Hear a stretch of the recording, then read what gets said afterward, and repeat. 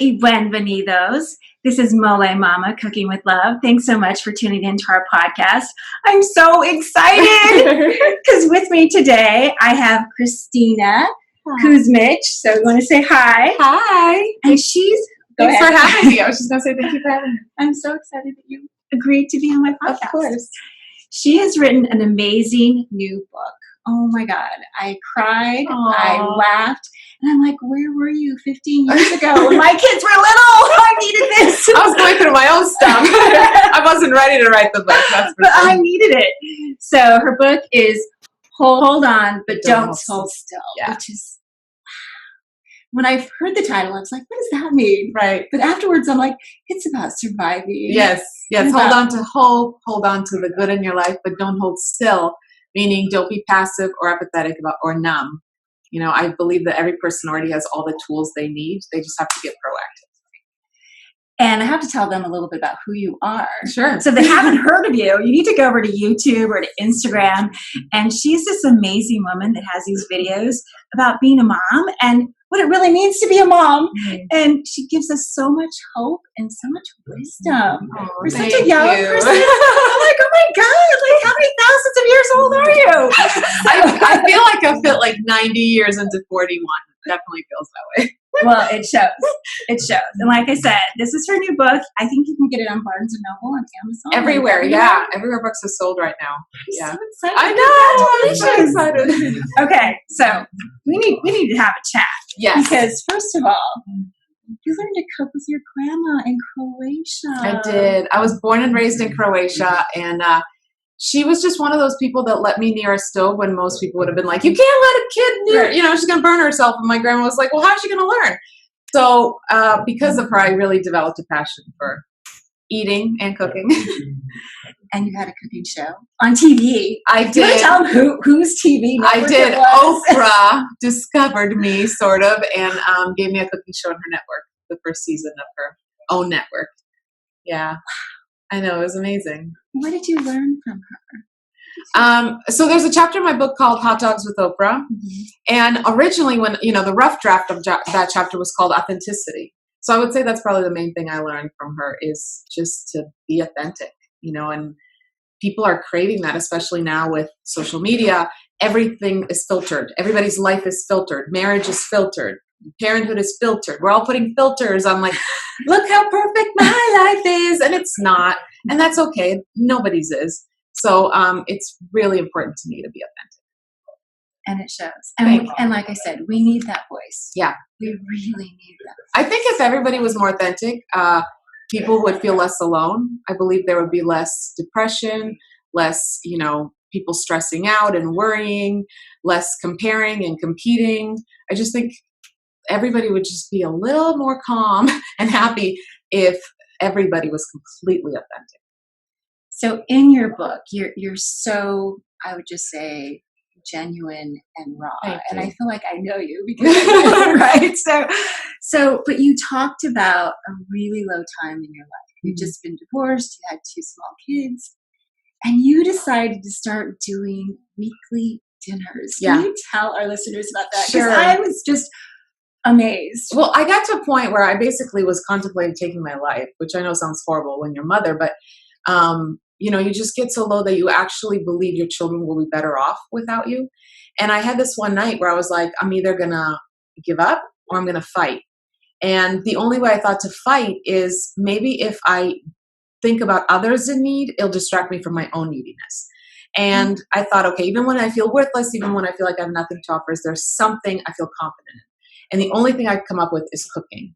And, of course, that voice in your head immediately goes, so what? A lot of people can cook. What's the big deal? You're not special, Kristina. But I decided to tell that voice to sit down and zip it. And instead, I started making Wednesday night dinners. I told my friends, if you know anyone who needs a meal, or maybe they're financially way, richer than me, but they're just lonely, new to town, whatever, just bring them over. And those Wednesday night dinners saved my life because they made me realize even when I feel like I have nothing, I have something to offer. And if I just focus on that, my life can change for the better. And it did. And my attitude, my perspective, everything can change. So in a way, cooking, I feel like cooking for strangers saved my life. That is so beautiful. Oh my gosh. But see, we all have that, right? We all have something, even when we feel like, oh, I'm not special, I got nothing to offer. What is that one thing that you are confident, do something with that and watch your life change? That's beautiful. It's absolutely beautiful. But when I read that in the book, I was just like, that's what you did. You're struggling with 2 little babies. And now you got to tell them a little bit about your husband. Oh, he's awesome. Oh my gosh. I know. So I met him, I don't know how long I was already divorced. And, I was cynical. I was never going to get married again. All men suck. All marriages are miserable. I was just really cynical. And he just kind of came along and was patient. And, eventually when I introduced him to my children, he loved them as if they were his own and never saw them as like baggage or, I'm in love with this girl, but she's got 2 kids. It was like, for him, it was a blessing that, we came as a package deal, I guess. And he had never dated a girl with kids before, he had never experienced anything like that. So he's just been the most supportive person. I don't think I would be doing what I'm doing today if it wasn't for him going, how can I help? Like, that's always his attitude. Whether it's a new creative career idea I have, even just writing the book, I was like, I'm getting offered, to maybe write a book. I don't think I can write a book, blah, blah, blah. And he's like, how can I help? What can I do? And even now I'm touring, the country with my Hope and Humor tour, and he's arranging, when he needs to take time off work or who can help. I mean, he's just so supportive. And everybody deserves that. Everybody deserves a partner who's their biggest cheerleader. Absolutely. Yeah. And when he married me, I was on food stamps. I had, I had 2 part-time jobs. I was barely paying rent. I mean, I was a mess, but he saw something in me that I couldn't even see myself. And the part of the book where you talk about being on food stamps and that you still keep your food stamp card. I do. Oh, I was just like, oh. Yeah, I never threw it away. And I keep it behind my credit card in my wallet because every time I pull that credit card out to pay for groceries or whatever, I want to be reminded of where I was. And I want to be reminded where I was, A, so I don't take anything for granted.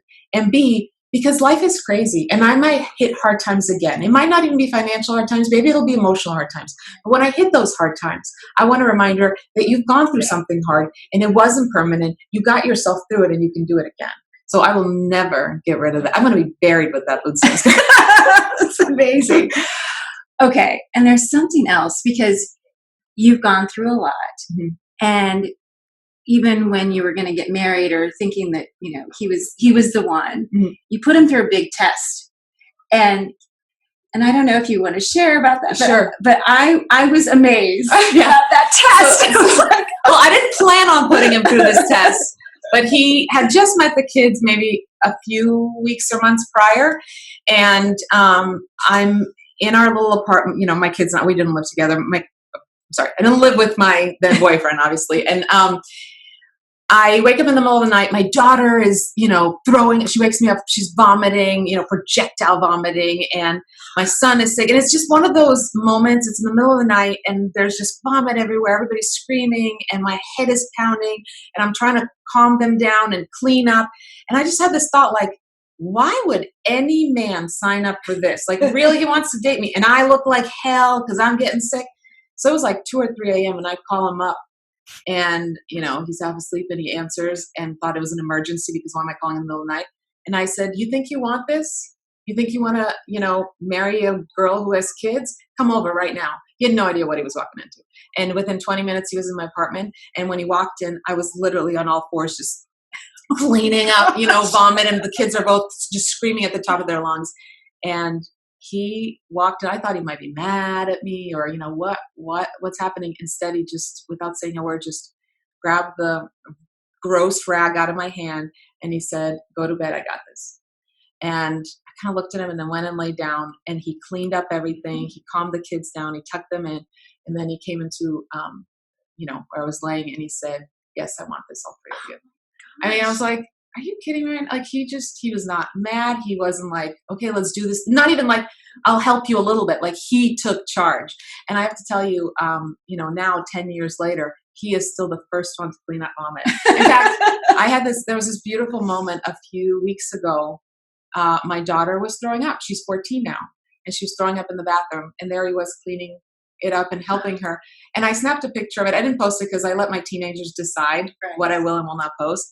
But I just thought, you know, he wasn't just doing it to impress me or win me over. Here we are years later, and he is still picking up. He's still picking up the vomit. That is a sign of a very special man. Yeah, he's a good man. He's a really good man. Fantastic.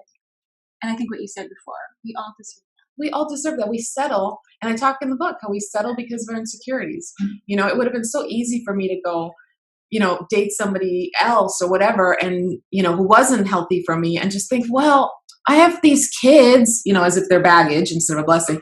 Well, I have stretch marks. Well, I have this divorce behind me. Well, I'm on food stamps. I have financial issues. Well, I have, you know, depression. I have all these things. So I guess this is the best I can get. So we let our insecurities make decisions for us when they're not qualified for that job.